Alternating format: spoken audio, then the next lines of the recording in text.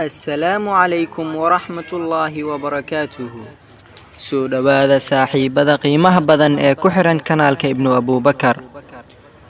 waxaad tihiin dadka uu ku dhisan yahay kanaalka Ibnu Abubakar. Maanta waxaan rabaa inaan soo gudbiyo xigmadaas oo la magac baxday sidaasay noloshu i bartay. Waxaan kuu soo gudbinayaa 8 qodob. Waxaan filayaa inaad ka bogan doonto insha Allah. Mida koowaad, quusashadu waa inaad ka gaalowday naxariistii Rabbi. Mida labaad, ha caroodin. Caroodu waa dilaaga wanaaga naftaada. Mida saddexaad, ha xaasidin qof kale. Xaasidnimadu waxay xumaysaa noloshaada quruxdeeda. Mida afaraad, ha murugoon. Murugadu waxay sababtaa inuu jirkaagu daciifo. Mida shanaad, ku dadaal ilaalinta nadaafadaada.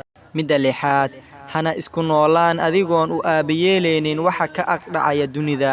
Mida toddobaad, ha noqon mid markasta doorbida waxa ay naftiisu jeceshahay oo keliya. Mida sideedaad, isku day inaad ixtiraamto dadka kale si aad u jeceshahay in lagu ixtiraamo.